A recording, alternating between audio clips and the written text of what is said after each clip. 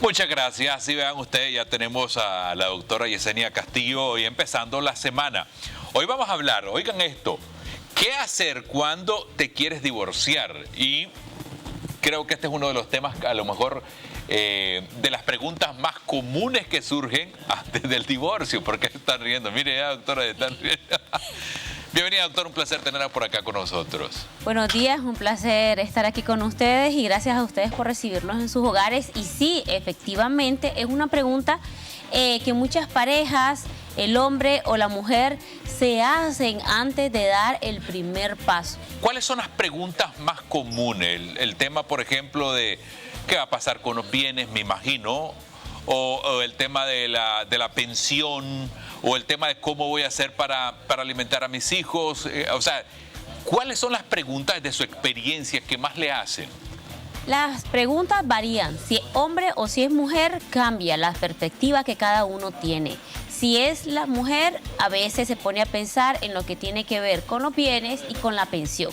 En el caso de los hombres es un poquito coincidente en ese aspecto, pero también le preocupa más el punto de los bienes, porque cuando hay hijos que son menores de edad o que tienen estudios universitarios y sabemos que son los que se quedan en la vivienda hasta que cumplen la mayoría o hasta que finalizan sus estudios universitarios, entonces la persona que sale es el papá, porque sepamos que en la mayoría de los casos, o porcentualmente hablando, sabemos que el cuidado y crianza de los hijos siempre queda con la mamá. De acuerdo. Entonces siempre queda responsabilidad de la mamá el cuidado y crianza de los hijos. Por ende, también la vivienda o esa propiedad no es propiedad de la mamá. Es decir, no pasa a ser por la separación propiedad mía, por darte un ejemplo. Yo habito en esa propiedad hasta que mis hijos cumplen los 18 años o finalizan sus estudios universitarios. ¿Y qué debería pasar después de eso? Una vez que finaliza esa etapa, si la propiedad es de mi ex esposo, mi expareja, y fue adquirida antes del matrimonio o durante el matrimonio, pero nosotros no tenemos capitulaciones matrimoniales o no establecimos ningún tipo de régimen del que establece el Código de la Familia, entonces la propiedad es de mi esposo y regresa, de mi ex esposo y regresa a manos de él. Él es el que tiene el dominio de la propiedad. La posesión pasó a favor mía por los hijos que se encontraban en minoría de edad, pero la propiedad sigue siendo de él. Ajá. Si la propiedad es de los dos, entonces tenemos que decidir qué va a pasar con esa propiedad. Es decir, si yo voy a comprarle su parte, si él va a comprar la mía, si los dos decidimos que ese bien va a ser para el goce y disfrute de nuestros hijos como una...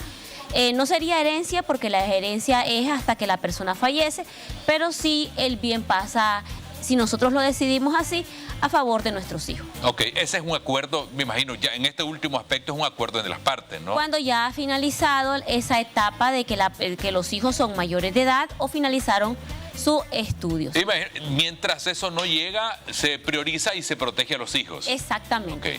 Siempre, recordemos que siempre en cualquier etapa del proceso, sea administrativo o sea judicial, incluyendo el notarial, se va a pensar siempre en el interés superior del niño y la niña y en una protección especial. De acuerdo. El Código de Familia, igual que el Código de la Niñez y la Adolescencia, siempre van a procurar la protección especial y el principio del interés superior de ambos. Ok, ¿qué pasa con la pensión? Ok, hablemos de la pensión. En el caso de la pensión ya sabemos que va a ser el 25% en caso de un hijo, el 35% en el caso de 2 hijos y el 50% en caso de 3 hijos. Okay. Si yo tengo hijos con diferentes parejas, obviamente que ese porcentaje se va a dividir en la cantidad de hijos que yo haya tenido. Ahora, si vienen hijos después de eso, eso ya no afecta, ¿verdad? Claro que sí, pero eso, recordemos que en materia de familia, la único que queda como una sentencia firme es el divorcio. En el caso de la pensión de alimentos, varía. Si yo el día de mañana, por ejemplo, el papá de mis hijos tiene mayores ingresos, yo puedo pedir una modificación de pensión de alimentos. De acuerdo. Para que esa reforma de alimentos beneficie obviamente a mis hijos. Si resulta que esa persona, sus ingresos disminuyeron, es lo contrario. Él tendría que presentar la demanda de reforma o modificación de pensión de alimentos para que el judicial lo establezca a partir de ese nuevo cambio que surgió. ¿Hasta qué edad cubre esa pensión para los niños? De igual manera, hasta que haya cumplido los 18 años o hasta que finalice sus estudios.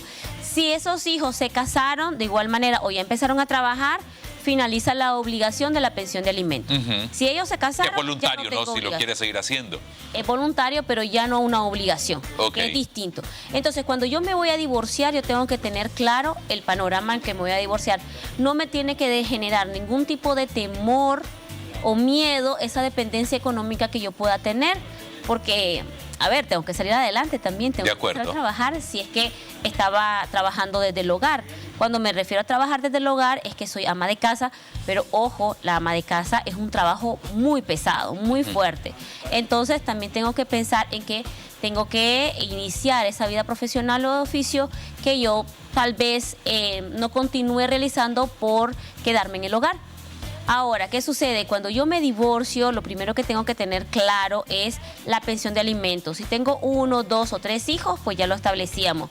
El 25, el 32 al 35 y el 50%. Eso corresponde a la pensión sobre el salario que percibe mi expareja o la persona que va a ser mi expareja, el padre de mis hijos. De acuerdo. Porque yo tengo el cuido y crianza. Ya el cuido y crianza establece un porcentaje también de mi parte, porque la ley te dice, la responsabilidad de papá y mamá es compartida, el 50 y el 50, pero el cuido y crianza representa mucho más del 50%, además de las obligaciones que yo voy a tener a partir de ese divorcio. Ahora, eso los bienes ya sabemos que van a favor de los hijos cumplen los 18 años o finalizan su estudio. Ahora, ese porcentaje no va a afectar si ambos trabajan, eso eso es indistinto, ¿no? Exactamente, yo puedo ganar. Mi salario puede ser de 15,000, puede ser de 20,000, él igual, y él siempre me va a tener que, si yo tengo el cuidado y crianza de los hijos, él siempre me va a tener que pasar lo que la ley establece en porcentaje para él, porque al final yo tengo el cuidado y crianza. De acuerdo. Es que tenemos que verlo no solo en la parte económica o monetaria, sino el cuidado y crianza que representan los hijos. De acuerdo. Ahora, ese temor que yo digo que ya va más allá de la parte jurídica, de qué voy a hacer, cómo voy a hacer con mis gastos. Yo creo que ese es un proceso también de revisión y ya no le compete al abogado a lo mejor hacer ese acompañamiento. Sí, lo que pasa es que el abogado asesora desde el punto de vista de la relación o el vínculo que va a existir posterior a la separación.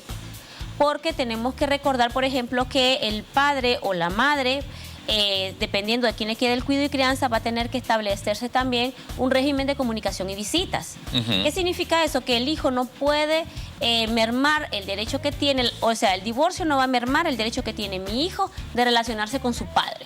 De acuerdo. Porque su padre va a seguir siendo. Entonces, se establece un régimen de comunicación de visitas en el cual se determina cómo va a llegar el papá, los días, la hora, previa comunicación con la madre.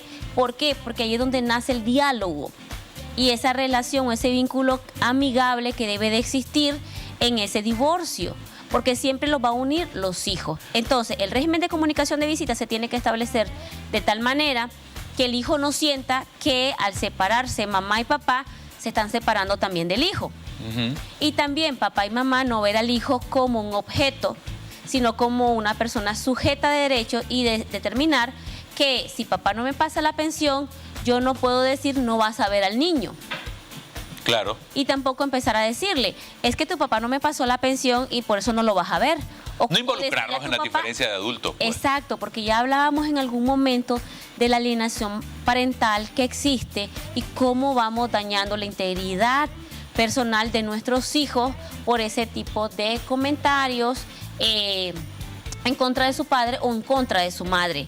Porque también a veces sucede que cuando papá comparte con el hijo, empieza a hablar mal de mamá y lesiona al niño. Que hable de mal de su papá o mal de su mamá siempre va a lesionar al hijo. Entonces tenemos que tener ese grado de madurez para poder saber que tengo que mantener una relación amigable con mi expareja y también por el bienestar de mi hijo, por ese vínculo que siempre va a existir. Si me quiero llevar a mi hijo fuera del país, sé que necesito el permiso del papá. Si sé que hay una enfermedad de salud que requiere la autorización de papá y mamá, sé que voy a tenérselo que informar también al papá. Entonces tenemos que procurar que el divorcio no afecte a nuestros hijos, pero que el tomar la decisión de divorciarme también me va a hacer un bienestar a mí si es que así lo he decidido. Claro. Porque no puedo continuar con esa pareja si realmente no estoy bien con esa persona.